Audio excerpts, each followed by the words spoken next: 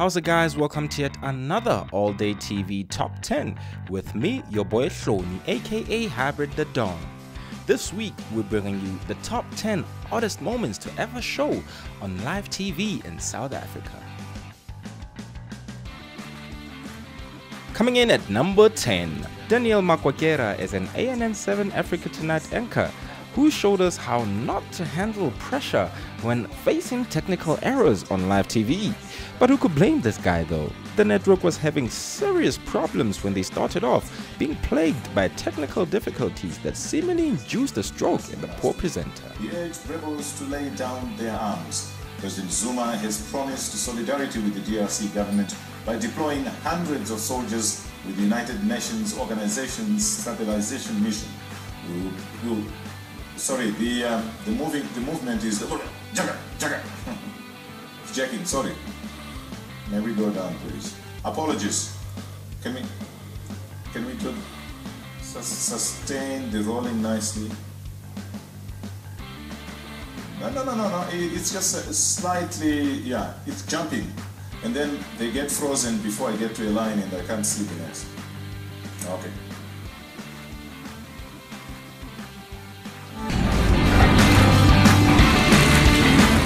And then coming up at number 9, we have what I would like to call the Mahlakeng's prophecy. The former NP in the Northwest and the current chair of the Standing Committee on Public Accounts, Mahlakeng, showing that some politicians have some real superpowers, or maybe it was a dramatic way to make a case for the much needed budget increase for the province. Who knows? But pay attention to what happens behind the MP as he delivers his response. The department was 220 million rand that was spent already on this particular road, whereas the initial amount of the road. This guy, what is he doing?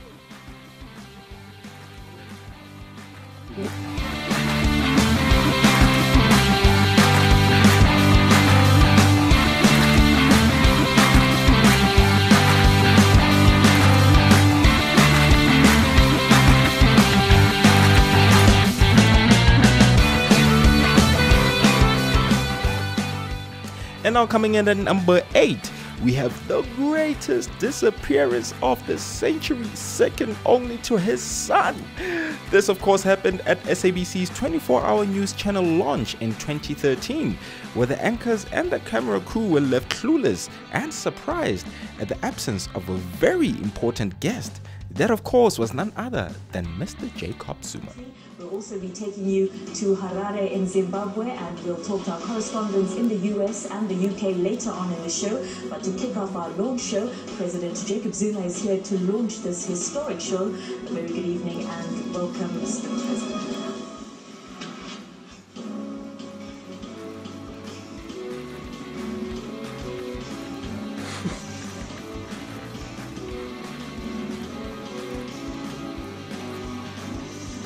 Okay, I'm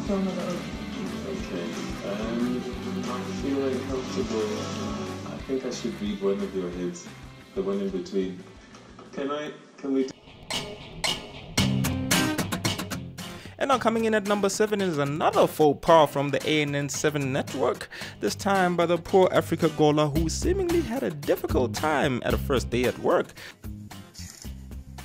Hello and welcome to ANN7. My name is Africa Gola and welcome to the nightcap. Let's go to the headlines.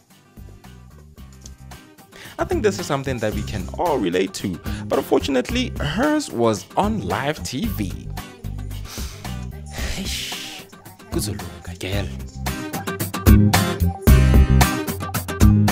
And now coming in at number 6, this time as a faux pas from a legend in the news industry, and that is of course Mr. Peter Ndoro. The legendary Peter Ndoro accidentally reported the President of South Africa, Cyril Ramaphosa, as having been deceased. Now guys, he's been in it for a while. You know how hectic it can get in the news industry. He just needs a young breaknyana, you know? But at least the president was very candid about it and in fact did forgive him afterwards. events taking place not just here in South Africa but in Zimbabwe as well, with the passing of Cyril Ramaphosa. With the passing of Cyril Ramaphosa. And now coming in number 5, we have Juju's lessons. You guys better pay attention to Juju's teachings, eh? In this interview, Julius Malema lost his cool with Justice Malala, teaching him a thing or two about conflict of interest. We welcomed it ourselves. We needed an agent intervention, but we are saying we don't want to replace a tendency with a tendency. We're not going to say the Guptas have captured. In the same way, Zuma appointed that woman into SAA board, there was an outcry. Dabengwa's relationship with Cyril is a toxic one. Sfiso Dabengwa. Actually, Sfiso Dabengwa's wife, if you want us to go that further, Sfiso Dabengwa's wife worked for Shanduka as a CEO. Does that if that is not conflict for you, then you have redefined conflict. Okay, no. They were redefining being anarchist and petty. If you guys want to protect him through those friendships, go on. But we are raising it for future purposes in the same way we raised it when Zuma started. Zuma didn't destroy South Africa within a night. It started like this. The same way Cyril is starting, protect him. You will have yourself to blame. I'm not protecting. No, I'm not talking to you alone. I'm talking to the media. I'm talking to the South Africans. Because remember, when I'm here.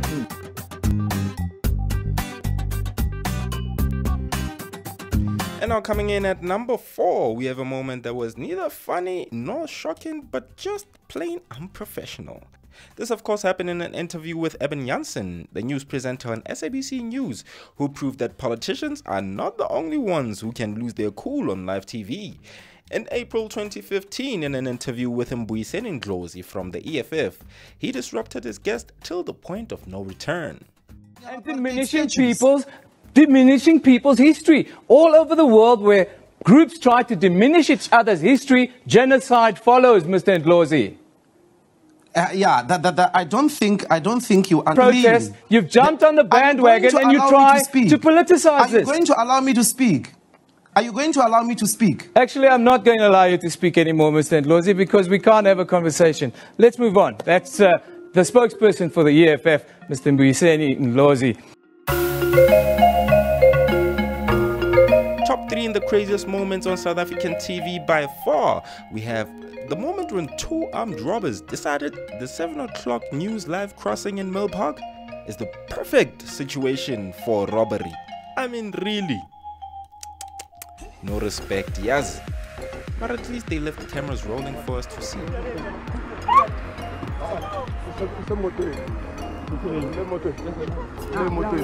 No, give me.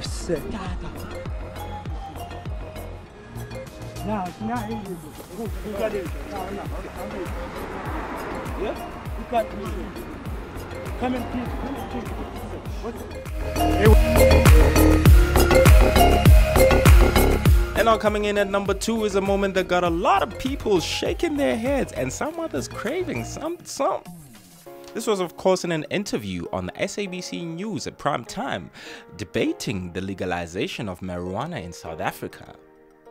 That with Andre, because he knows very well that this is just taking advantage of the advantage that he might have in terms of spending. All right, well, Andrew, I'm not sure if you have any closing comments.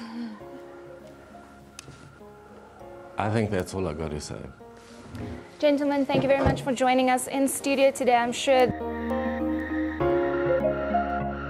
At number 1 is the iconic finance minister and the then chairman of the finance committee, Nhlanhla Nene, who taught us in an interview with ANCA Heidi Fitzpatrick that our politicians' survival instincts, they aren't what they used to be back in the day, eh? And go through the documentation that is going to be presented to the public. And the opportunity for proper engagement is actually after the tabling of the... That wraps up our top 10 for this week. Please do subscribe on our YouTube page. And of course, remember to follow us on all our social media platforms. We are at All Day TV. That is, of course, on Instagram, Facebook, and Twitter. Until next time, stay blessed, and I'll see you next week.